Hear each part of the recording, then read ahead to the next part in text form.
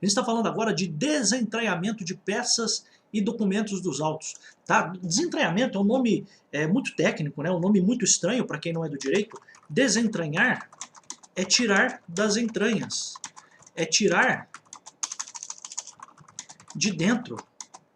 Tá? Então desentranhar é você tirar alguma coisa de dentro do processo. Tá? Então é apenas importante trazer essa informação para você. Então olha só, artigo 170, o desentranhamento, eu já fiz alguns grifos aqui para ficar mais fácil, né? O desentranhamento de peças e documentos facultada a substituição por cópia simples poderá ser requerido pelo interessado ou determinado de ofício pelo juiz. Então aqui a única informação que me parece relevante, que poderia ter interesse para concursos, é a de que a retirada, desentranhamento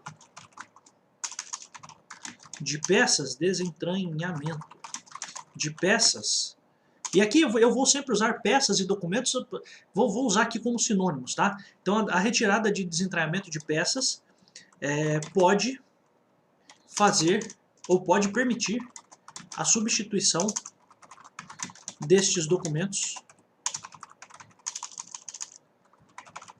por cópia simples, tá? Então me parece que isso aqui tem importância, tá? Então uma pergunta que poderia ter para você é o seguinte: o que acontece sempre que eu retiro? Será que eu posso colocar uma cópia simples para saber que pelo menos houve alguma coisa ali, para a gente ter uma noção de que documento era aquele? Pode, você pode deixar uma cópia simples, tá?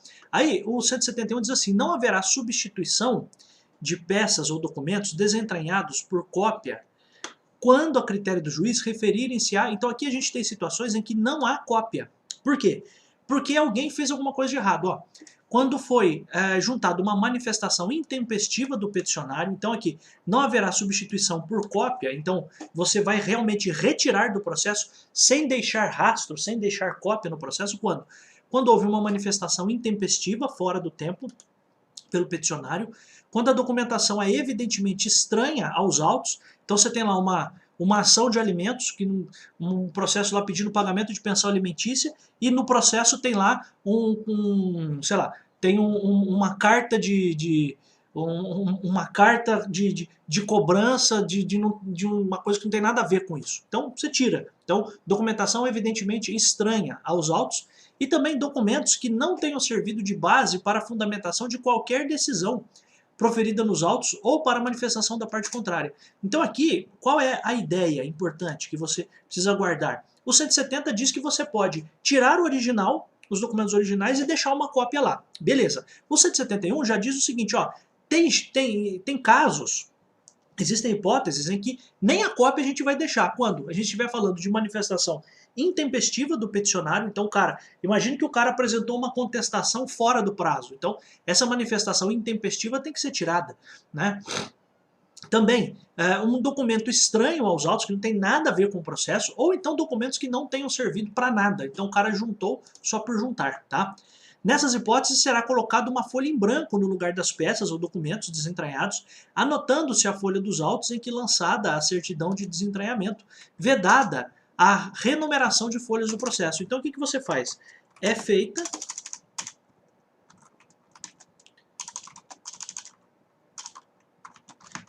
a substituição. Em lugar dos documentos, coloca-se uma folha em branco, tá?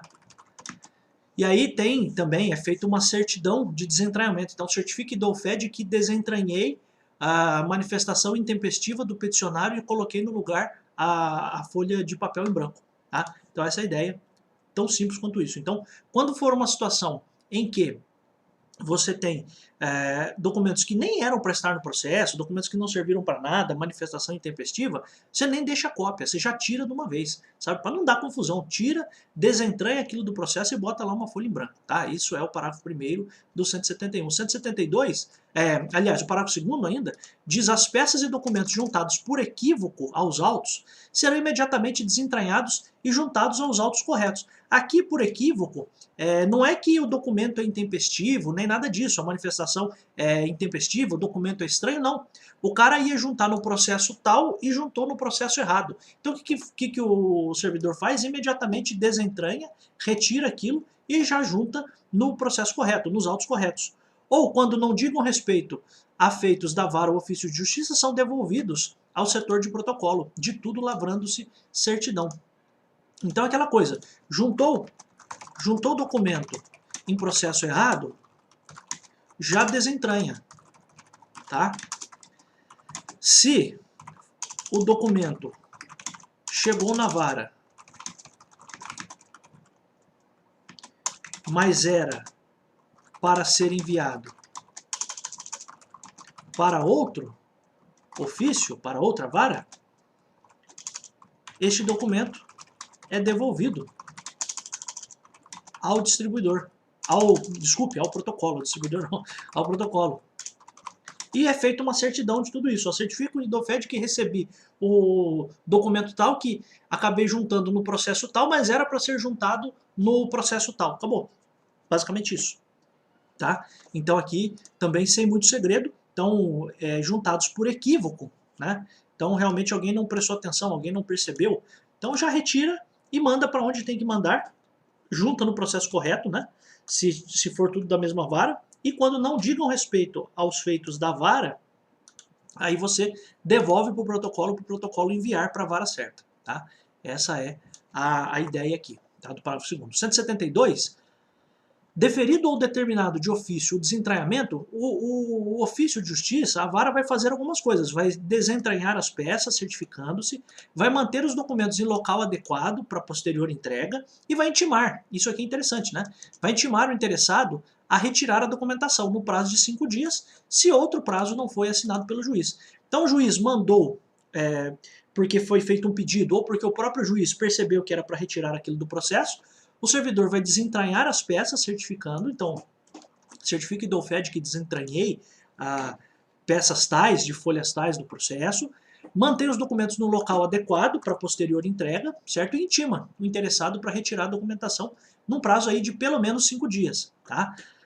A certidão de desentranhamento, então essa certidão indicando que você retirou coisas do processo, vai mencionar a numeração das folhas desentranhadas, como eu até já tinha falado, e quando o caso, a numeração daquela na qual se determinou o ato e eventual substituição por cópia simples. Então, você vai dizer certidão diz quais folhas estão sendo retiradas,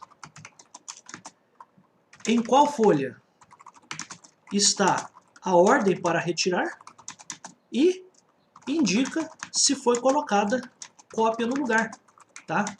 Tão simples quanto isso, tá? Então não tem aqui também tanto segredo.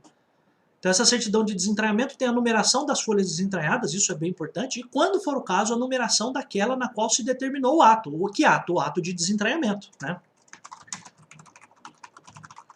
E a eventual substituição por cópia simples. Então tudo isso fica ali noticiado no processo. As peças desentranhadas nos autos, parágrafo 2º, as peças desentranhadas nos autos, enquanto não entregues ao interessado, serão guardadas em classificador próprio. Você sabe que o classificador é aquela pastinha que você guarda documentos, né? Sendo, olha que louco, sendo proibido grampeá-las na capa dos autos. Então os documentos que vão ser desentranhados não podem ser grampeados na capa dos autos, eles têm que ser colocados num classificador próprio.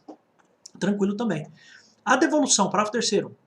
A devolução de peças desentranhadas efetuar-se-á mediante termo nos autos. Então o servidor vai fazer ali um termo de devolução, tá? Então, mediante termo nos autos, lançado imediatamente após a certidão de desentranhamento, constando o nome e o documento de identificação de quem as recebeu, em devolução, além do competente recibo. Então, tudo isso vai estar ali. O recibo não é... Às vezes, quando você lê, você acha que o cara também tem que fazer o recibo. Não. Você faz ali uma certidão de desentranhamento, você faz ali um termo nos autos dizendo que está sendo feita a entrega e o cara assina no próprio termo ali, mediante o recibo, além do competente recibo. Então, você pega ali uma certidão de desentranhamento, um papel, e um outro um termo de devolução ou de entrega desses documentos ao interessado, e ali o cara assina, ali na parte de baixo, dizendo que recebeu é o suficiente. Tá? Então, também sem muito segredo, bem tranquilo. Aqui, ó, 173, salvo motivada determinação judicial em sentido contrário, e salvo os títulos de crédito, né? Então, salvo motivada determinação judicial e os títulos de crédito, para mim parece que ficou faltando aqui o salvo, né? E salvo os títulos de crédito. Então, a não ser que tenha decisão em contrário, ou a não ser que eu esteja falando de título de crédito, fica dispensada a certificação do número do processo nas peças e documentos desentranhados. Então, olha que coisa louca.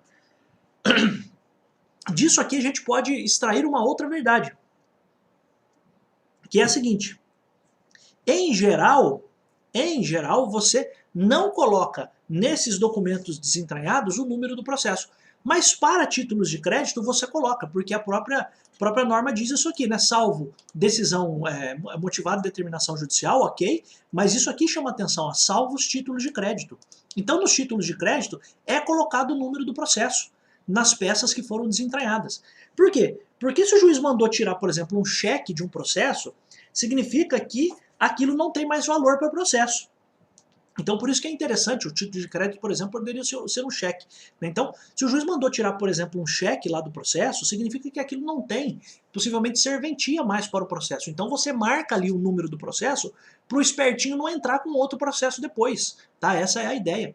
Então, fica dispensada a certificação do número do processo, mas como a gente está falando aqui de títulos de crédito, né, então poderia ter uma questão dizendo, olha, um título de crédito constante no processo foi retirado. A pergunta é, há necessidade de anotar, de certificar, fazer a certificação do número do processo nessas peças que foram desentranhadas? Se for título de crédito, sim. Tá? Então, o 173 diz que está dispensada a colocação de número do processo, mas quando a gente estiver falando, por exemplo, de títulos de crédito, isso é determinado. Tá? Então, a interpretação é essa. Tá? Então, por favor, aquilo que está nas normas, você lê, você entende o que está escrito e dali extrai outros conteúdos que não estão escritos, mas são conclusões perfeitamente possíveis, como é este caso.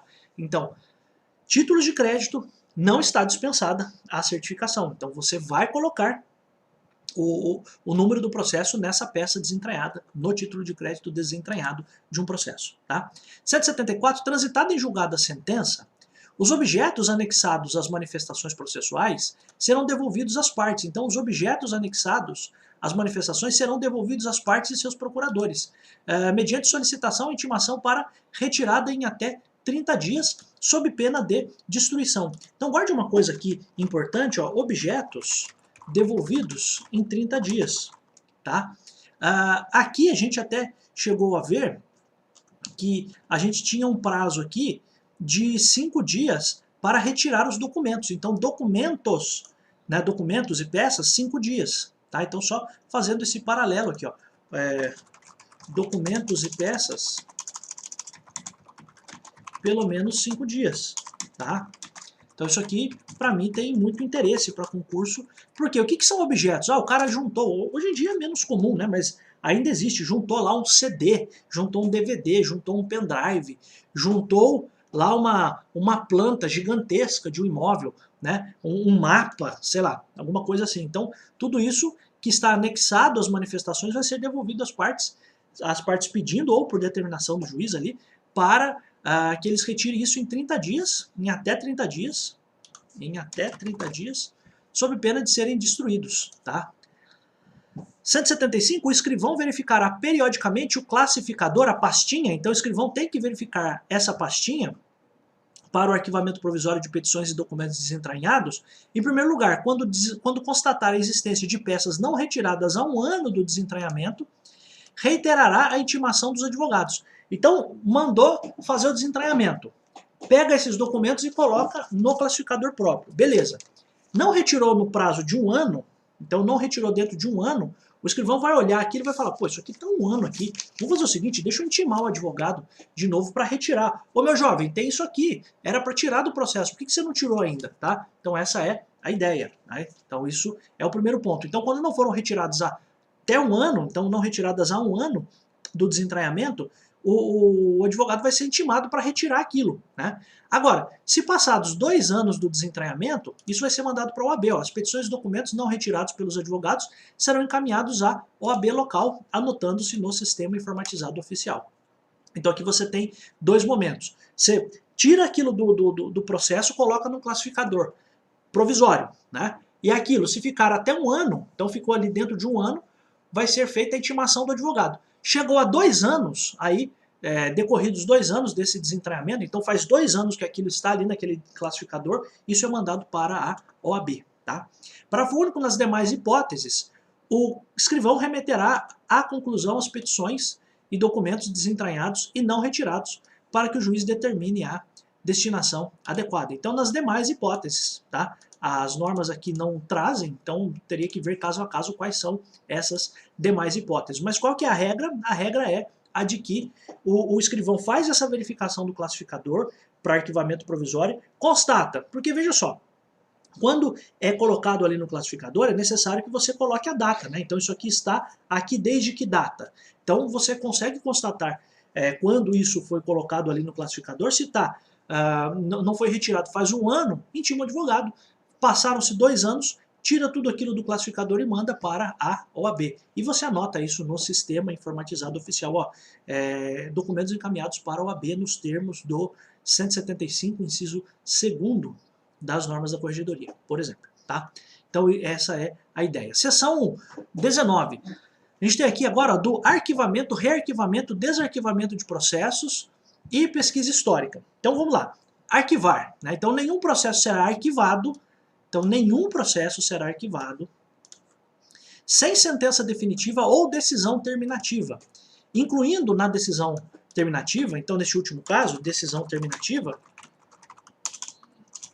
a hipótese de extinção do processo em razão da estabilização da tutela, de que trata o 304, parágrafo 1º do CPC, salvo os casos legais de suspensão por prazo determinado. Então, salvo os casos legais de suspensão por prazo determinado, quando não será comunicada a sua extinção. Então, vamos lá, várias informações aqui relevantes, né? Então, não se arquiva processo sem sentença definitiva ou decisão terminativa. Que aqui, entenda, né, para fins aqui do seu concurso, são a mesma coisa. E você inclui nessa decisão terminativa aquela decisão do juiz lá do CPC que o juiz concede a tutela antecipada antecedente, então EAA, então estabilização da tutela antecipada antecedente, o juiz extingue o processo, essa tutela é estabilizada, então também neste caso você vai arquivar o processo, tá? Então, primeiro, não se arquiva o processo sem sentença definitiva ou decisão terminativa, que aqui no fundo são decisões que põem fim ao processo, a gente não precisa fazer um aprofundamento maior do que isso aqui, tá? E aí veja só, você inclui nessa decisão terminativa, para fins de poder arquivar, essa decisão que extinguiu o processo lá em razão da tutela provisória que foi concedida, tutela antecipada antecedente que foi concedida, que não houve recurso da parte contrária, isso está lá no CPC. Beleza.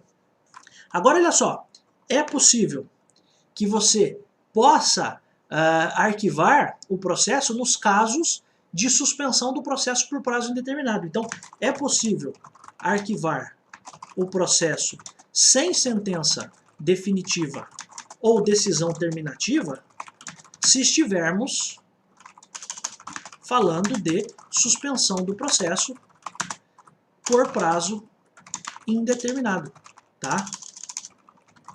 Então, é importante que você tenha essa dimensão do que está sendo escrito, né? Então, e neste caso de suspensão do processo, claro, não vai ser comunicada a extinção, porque ele está suspenso, ele não está extinto. Então, só para você não fazer nenhuma confusão, a regra qual é? Você vai arquivar só aquilo que estiver com sentença definitiva ou decisão terminativa. E dentro dessa decisão terminativa você inclui ali aquela decisão que extingue o processo pela estabilização da tutela. Beleza. Só que existem casos em que o processo pode ser arquivado mesmo sem sentença definitiva ou decisão terminativa. Quando? Quando a gente estiver falando dos casos legais de suspensão do processo por prazo indeterminado. Tá passando um avião aqui, mas eu acho que você está me ouvindo, né? Vou até chegar mais perto aqui para não te atrapalhar. Então veja só. Então, nestes casos, é possível que você arquive. Então, é possível o arquivamento do processo sem sentença definitiva quando estivermos falando de suspensão do processo por prazo indeterminado? Sim, é possível, tá? Então, essa é a ideia. 177. Após a publicação da decisão que determinou o arquivamento, os processos permanecerão na vara no ofício de justiça por 30 dias. Então, após a decisão que determinou o arquivamento, o processo ainda fica na vara por 30 dias. Fim do prazo, serão arquivados após realizadas as anotações e os atos necessários no sistema informatizado e no sistema da empresa terceirizada, a SG DAO. Mas veja só, é um negócio interessante, né? Por quê? Você precisa ter os controles. Onde é que está esse processo? Ah, o processo agora foi arquivado. Se ele for arquivado, é lógico, eu vou fazer uma anotação, vou lançar no sistema, dizendo, olha, o processo agora foi para o arquivo. Ele foi para o arquivo terceirizado. Então tudo isso você anota. Importante, relevante para concurso. Depois da decisão de arquivamento, o processo ainda fica no ofício, na vara, por 30 dias. Eu acho que essa é a informação relevante aqui. Tá? Depois que se lança, que se manda isso para o local em que ele realmente vai ficar, numa prateleira em que ele realmente vai ficar. Tá? Quando o cumprimento de sentença condenatória civil se der em juízo diverso daquele que o proferiu, conforme o artigo 516, parágrafo 1 do CPC, o arquivamento dos autos no âmbito do Poder Judiciário de São Paulo deverá ser promovido pelo juízo da execução, que realizará todos os cadastramentos pertinentes à extinção do processo, quando for o caso. Então aqui, o que se pretende trazer de informação aqui para você é o seguinte, ó, lembre-se de uma coisa, é possível que você faça o cumprimento de uma sentença, não só onde aconteceu o processo, mas você pode optar pelo domicílio do réu, por exemplo. Tá? Então lembre-se, isso lá na parte do CPC nós vimos, na parte de cumprimento de sentença. Então quando o processo de cumprimento, quando esse expediente de cumprimento de sentença estiver sendo cumprido em outro lugar, então pensa o seguinte, o processo original aconteceu na comarca de Santos, mas agora eu vou fazer o cumprimento deste processo, o cumprimento da sentença deste processo em Guarulhos. Então, o arquivamento vai ser feito por Guarulhos. Então, ó, se o processo originário aconteceu em Santos, mas o cumprimento de sentença está sendo em Guarulhos, será em Guarulhos, ou será de Guarulhos, a responsabilidade por fazer o arquivamento. Porque Guarulhos é o juízo da execução, tá? Então é só para você enxergar isso que eu dei esse exemplo aqui, tá? Não tem muito segredo, mas é basicamente isso. Então, se você tem... Então, quando o cumprimento de sentença condenatória civil se der em juízo diverso daquele que a proferiu, então o juízo diverso aqui, Guarulhos.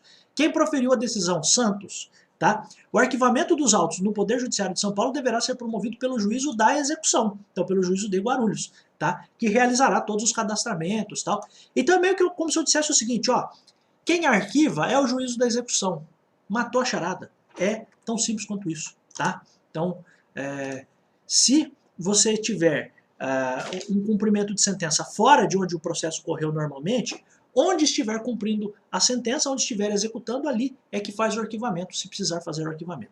Tá? Então essa é a ideia do 178. 179 é autorizado o arquivo provisório de processos que se encontram em fase de execução de título judicial há mais de um ano e nos quais não tenham sido localizados os bens do executado, mantido o nome das partes no cartório distribuidor. Os processos arquivados provisoriamente deverão ser excluídos das estatísticas mensais. Então aqui a gente está diante de uma situação, então é possível, vou até colocar aqui, tirar esse sublinhado, é possível que fique arquivado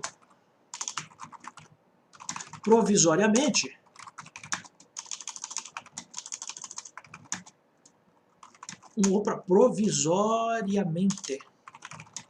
um processo de execução de título judicial, que a gente chama hoje de cumprimento de sentença, tá? Então é a mesma coisa, há mais de um ano. Então é possível que fique arquivado provisoriamente o processo de execução de título judicial que está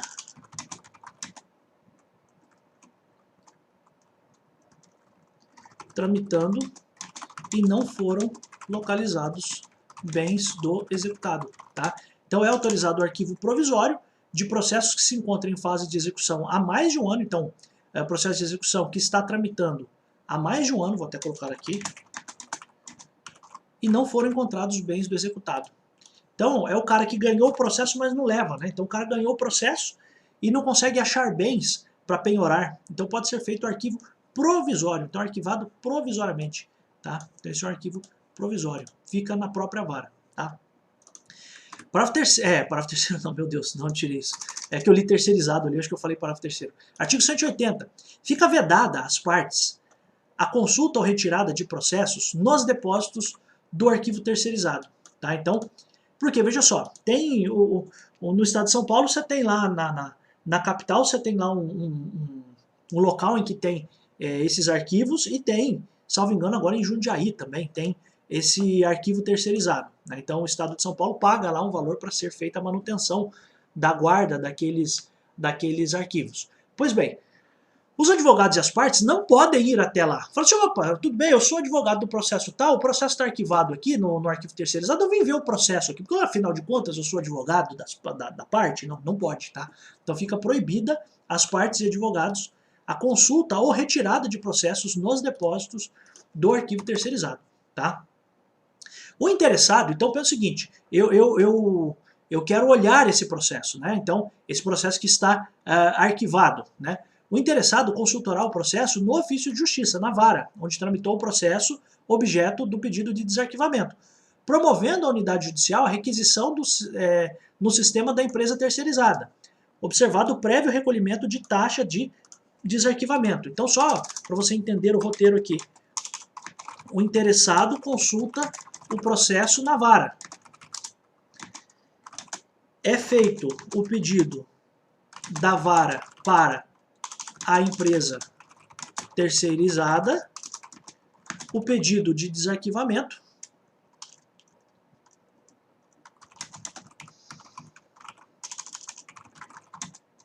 vem acompanhado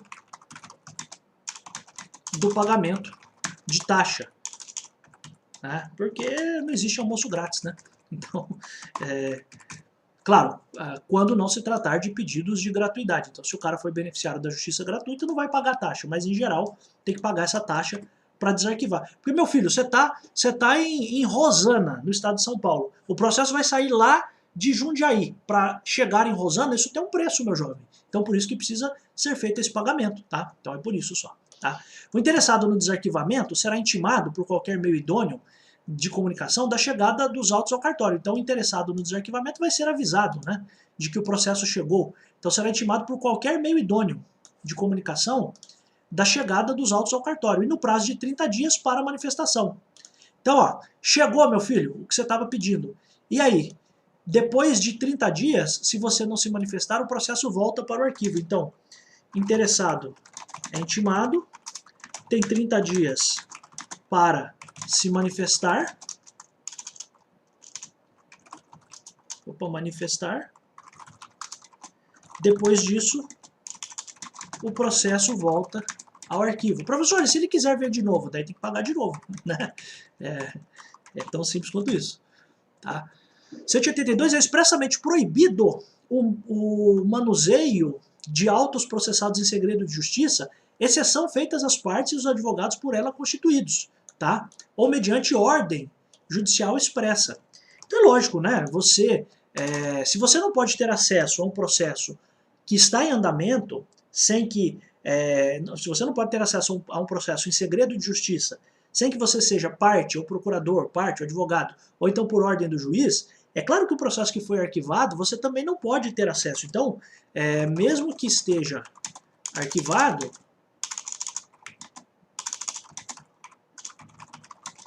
o processo em segredo de justiça continua com acesso restrito.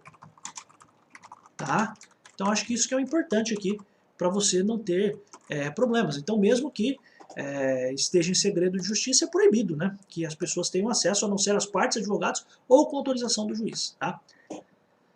Então, a extração de cópia, ó, tirar xerox, tirar cópia. Então, a extração de cópia reprográfica ou certidão de processos com segredo de justiça, bem como o desentranhamento de documentos, dependerão de despacho do juiz competente. Então, tirar cópias desse processo em segredo ou fazer o desentranhamento de documentos, então cópias até certidão, vamos colocar aqui, ó, cópia, certidão, de tudo que está em segredo de justiça e também o pedido de desentranhamento, tudo isso precisa ser com autorização do juiz. Então a pessoa vai fazer uma petição ali e vai dizer para o juiz o porquê que ela precisa daquilo, o juiz pode autorizar sem maiores problemas. Então, extração de cópia repográfica, xerox, né? Certidão e desentranhamento de documentos de processos em segredo dependem de autorização do juiz. Permite-se pesquisa histórica em local apropriado. Então, possível pesquisa histórica, mediante solicitação prévia para a Coordenadoria de Gestão Documental de Arquivos. Então, você poderia ter uma pergunta assim: quem autoriza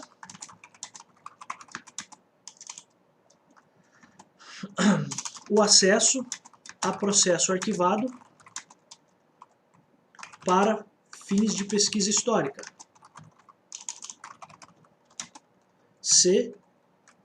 CGDA, Coordenadoria de Gestão Documental e Arquivos. Coordenadoria de Gestão Documental e Arquivos, tá? Então essa é a ideia. Então, pelo seguinte, você tem, sei lá, um jornalista quer ter acesso a um processo para fazer um livro. Então você vai fazer ali uma pesquisa histórica, vai colocar num livro de história, você é um professor, um escritor, é possível que tenha acesso ao processo sem maiores problemas, tá? Artigo 184, arquivamento de processos. Primeiro arquivamento será feito individualmente. Então cada processo é arquivado individualmente. Você não pode fazer o arquivamento por lote, tá? Então será feito individualmente, dispensando-se o uso de caixas e adotando-se as seguintes cautelas. Indexar no sistema da empresa terceirizada cada processo. Então, de novo, né, é feito isso individualmente, né? No caso de processos com mais de volume, indicar o número do volume. Então você vai fazer as especificações ali. Afixar na capa do processo, no canto superior esquerdo, a etiqueta de indexação do processo, volume a volume. Indicar no sistema a quantidade de apensos existentes. Apenso é aquilo que vem junto ali do processo, né? Quantidade de apensos. Se for o caso de apenso com número autônomo, colocar ali, realizar a indexação do processo apenso, tranquilo. No sistema informatizado oficial, todos os dados do processo deverão estar anotados. Poderia só estar isso aqui, né? Seria mais fácil, né? Processo baixado ou... Então, todos os dados do processo deverão estar anotados. Processos baixados ou com extinção... processos baixados com extinção ou com decisão terminativa. Então você precisa marcar, ó, esse processo aqui está sendo arquivado, mas é porque foi extinto. Esse processo aqui está baixado, a gente está aqui arquivando esse processo, não baixado, mas a gente está arquivando esse processo com decisão terminativa. Então, por quê? Porque a gente viu aqui como que a gente pode, ou em que casos a gente pode arquivar. Então, ó, nenhum processo é arquivado sem sentença definitiva ou decisão terminativa, que é o que a gente viu no 176. O que significa? Quando você for realmente mandar para o arquivo, você tem que anotar lá, ó, esse aqui eu estou arquivando porque eu tenho sentença definitiva. Ó, esse aqui eu estou arquivando porque eu tenho decisão terminativa. Basicamente isso, não tem aqui realmente muito segredo não tem muito mistério não, tá?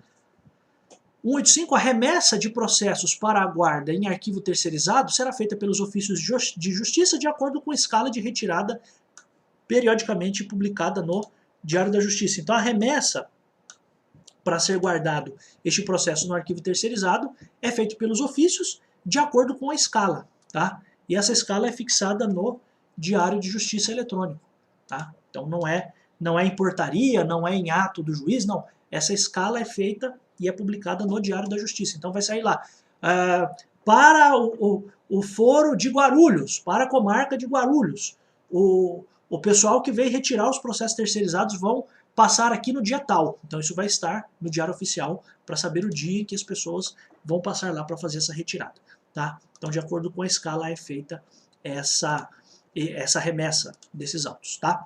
Rearquivamento. Então, ó, arquivar é arquivar pela primeira vez, é o 184, tá? Arquivamento de processos.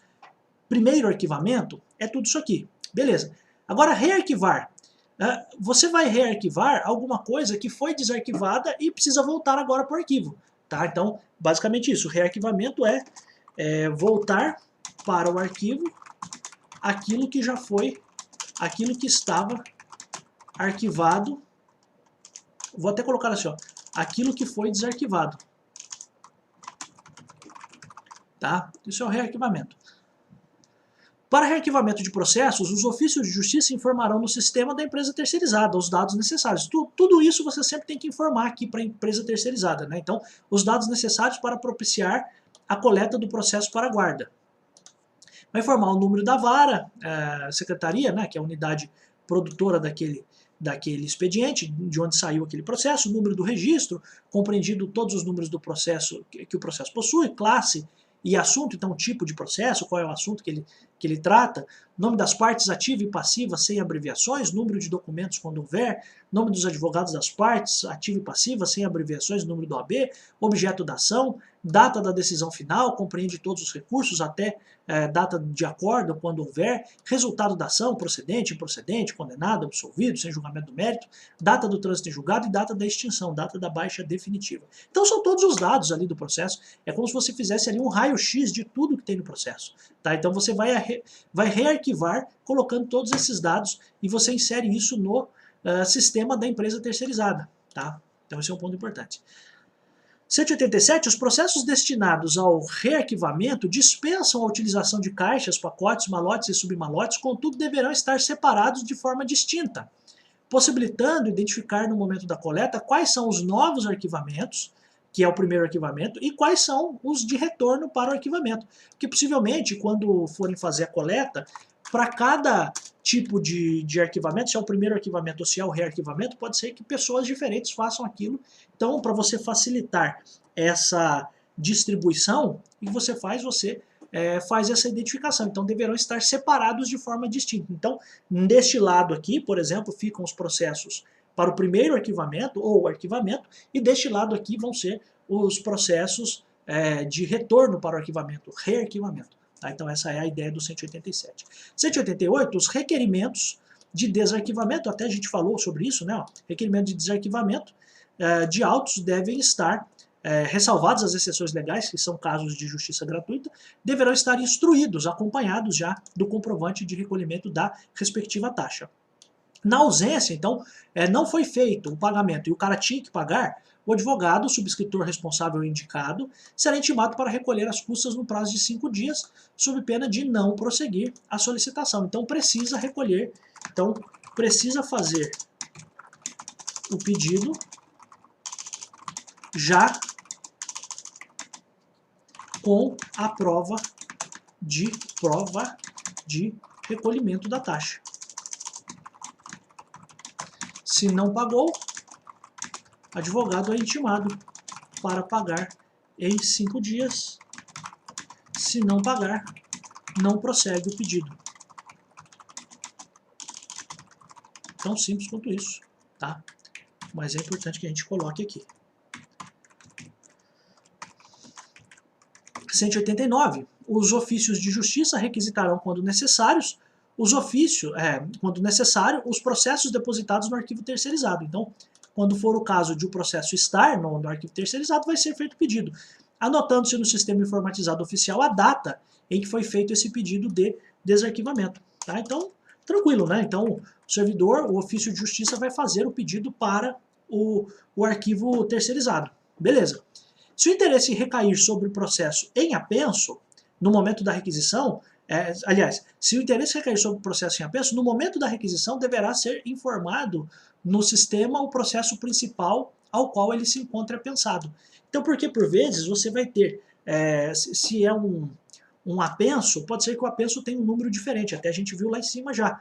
Então, pensa o seguinte, o processo em apenso está vinculado a um processo principal. Então, eles precisam encontrar primeiro o principal para depois trazer o apenso. Né? Então, por isso que você, se tem um processo em apenso, você também pede para ser colocado ali no sistema o número do processo principal. Tá? Então, sem muito segredo, bem tranquilo.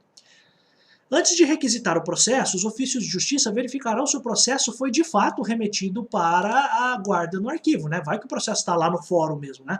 Então, mediante consulta prévia no sistema da empresa terceirizada, então vai ser feita uma consulta lá para ver se o processo está lá na empresa terceirizada, sem prejuízo, sem impedir que se verifique dentro do próprio ofício, então sem prejuízo de certificar-se de que o processo objeto de solicitação não se encontra no próprio ofício. Sabe por quê? Porque você ganha tempo, né? O cara está pedindo desarquivamento, às vezes o cara vai ter que esperar tanto tempo e vai que o processo não está lá no arquivo terceirizado, vai que o processo ainda está na vara, né? Então esse é o ponto, tá? Até por isso que você tem um prazo lá de 30 dias para o processo continuar, né? Depois da decisão, que foi o que a gente viu aqui, né? Existe o prazo ali de 30 dias para que o processo ainda permaneça no ofício de justiça, que é o 177. Vai que o cara já pediu o desarquivamento e o processo ainda está no ofício de justiça. Por isso que você precisa ver, é questão até de bom senso, né? Antes de eu eventualmente solicitar esse processo no arquivo terceirizado, deixa eu olhar se ele não está aqui mesmo, deixa eu me certificar de que esse processo realmente está lá, né? Então, basicamente isso. Quando se tratar de requisição de processos por parte dos ofícios de justiça integrantes de foro regional, o requisitante deverá mencionar na requisição, se for o caso, a vara distrital a que pertencia o processo ora solicitado. Então isso aqui, por exemplo, você tem alguns locais em que você tem o foro regional, então você tem lá foro regional de Arujá, e aí abrange também a cidade de distrito de Santa Isabel, por exemplo, salvo engano, é isso que funciona, se eu não me engano, se eu não estou errado, é isso. Então, às vezes, o processo é lá de Santa Isabel, mas ele está vinculado ao foro regional de Arujá. Então, faz-se o pedido com base no foro regional, tá? Então, é importante que você faça, aliás, vou até refazer isso, né? Você faz a menção de que está no foro regional, mas você também indica a que vara distrital pertencia o processo. Então, eu peço lá, foro regional de Arujá, vara distrital de, sei lá, Santa Isabel, por exemplo. Tá? Então, é isso. Então, você também indica qual é a vara distrital. Tá? Então, esse é o ponto. Parágrafo 4º, não será permitida a repetição de requisição antes de decorridos 10 dias úteis. Então, tem que esperar ali. Né? Então, se já se passaram 10 dias úteis do pedido de requisição, aliás, pedido de requisição é feio, né? Da requisição do processo, para a empresa terceirizada, o pedido pode ser repetido. Porque diz que não pode repetir antes de 10 dias, ou seja, depois de 10 dias você pode repetir. Então, aqui é o ponto. Então você tem que esperar pelo menos 10 dias. Pediu hoje, espera aí, meu filho, pelo menos 10 dias. Tá? Assim que recebidos os autos do arquivo terceirizado, o ofício de justiça lançará o recebimento no sistema informatizado oficial e no sistema da empresa terceirizada. Ó, recebemos, estou colocando no meu sistema aqui, dentro da vara, e estou lançando isso também no sistema da empresa terceirizada, evitando-se novas requisições de processo que já se encontrem nas unidades judiciais. Tranquilo. 189A, a gente vai passar agora para a pesquisa histórica. Ó. Como a gente falou, permite-se a pesquisa científica nos processos que se encontram arquivados nas dependências de empresa terceirizada. Então é possível pesquisa científica. Ah, professor, mas isso não vai contra aquilo que você disse, que os advogados e as partes não podem consultar o processo? Mas espera aí, a gente viu que é proibido, né, que os advogados e as partes consultem o processo lá no setor de arquivo terceirizado, né, que é o 180, mas é a consulta sem nenhuma finalidade específica. Então o cara chega e fala lá, deixa eu ver como é que está meu processo, como é que está não, mas deixa eu dar uma olhada no meu processo, deixa eu reviver esse processo aqui. Não pode, tá? Então o 180 não fala, não é contra o que a gente vai ver da pesquisa histórica, porque a pesquisa histórica você está autorizando que alguém vá até o arquivo terceirizado com um objetivo específico de fazer uma pesquisa histórica, tá? Então, por favor, não vamos confundir isso. Então, permite-se a pesquisa científica nos processos que se encontram arquivados nas dependências da empresa terceirizada responsável pela guarda. Para a realização da pesquisa é necessário credenciamento junto à Coordenadoria de Gestão Documental de Arquivos, através do endereço eletrônico tal. Não vai cair o e-mail para você na prova, tá? Por favor, qual que é o e-mail? É SPI gestão ou SPI.gestão? Não vai cair para você o e-mail, tá? Por favor, mas é importante que se faça, que você tenha a noção de que é necessário fazer o credenciamento. Beleza. No pedido de credenciamento deverá constar o tema da pesquisa. Então, quero fazer uma reportagem, quero fazer um livro, enfim, qual for o objetivo. E a lista de processos com indicação da comarca, vara, origem e tal, beleza. Número de cada processo, nome das partes, arquivo, pacote onde foi guardado, beleza. Tudo isso você consegue pesquisar, né? Então o interessado consegue pesquisar tudo isso e coloca ali no pedido de credenciamento. Deverá ainda ser preenchido e encaminhado o termo de compromisso, sigilo e confidencialidade, conforme o modelo oficial. Então, o cara que está fazendo essa pesquisa, ele se compromete a não, a não exibir isso indevidamente. Então, termo de compromisso, sigilo e confidencialidade. É claro, ele pode ter acesso àquele processo e fazer um livro depois, não tem problema nenhum. Mas ele não vai tirar foto de tudo aquilo e começar a botar na internet, tá? Então esse é o ponto. Tá? Ele pode escrever sobre aquilo, fazer um trabalho sobre aquilo, não tem problema. Recebido o pedido de credenciamento e o termo de compromisso de sigilo e confidencialidade devidamente assinado, após autorizada a pesquisa pelo presidente da comissão permanente de avaliação documental, então quem autoriza? O presidente da CEPAD. Então o presidente autoriza, o pesquisador e a empresa terceirizada serão comunicados da autorização. Tá? A autorização de credenciamento poderá ser pelo prazo de 30, 60 ou no máximo 90 dias, renováveis desde que justificado o motivo. Então você pode ter ali 30, 60 ou 90 dias para fazer o credenciamento, para valer aquele credenciamento, para o cara ter acesso aos arquivos na empresa terceirizada, os arquivos do processo, os processos arquivados, e pode ser renovável, isso desde que você tenha um fundamento. Olha, não consegui acabar ainda o meu trabalho, é muita coisa, tal, você justifica e renova. Tá? Para pesquisa científica, busca e fornecimento de informação, não haverá incidência do pagamento de taxa de desarquivamento. Então você está dizendo, você está justificando que você quer fazer este acesso lá no arquivo terceirizado para fins de pesquisa científica, você não paga, então pesquisa científica não paga taxa de desarquivamento, mas deverão ser ressarcidos eventuais custos gerados com serviços de extração de cópias e referentes a materiais utilizados eventualmente. Então, por exemplo, o cara precisa usar uma folha de papel, o cara precisa tirar uma cópia de alguma coisa, aí ele vai pagar por essas cópias sem maiores problemas. Isso tudo nos termos aqui da lei de acesso à informação. Tá bom, meus amigos?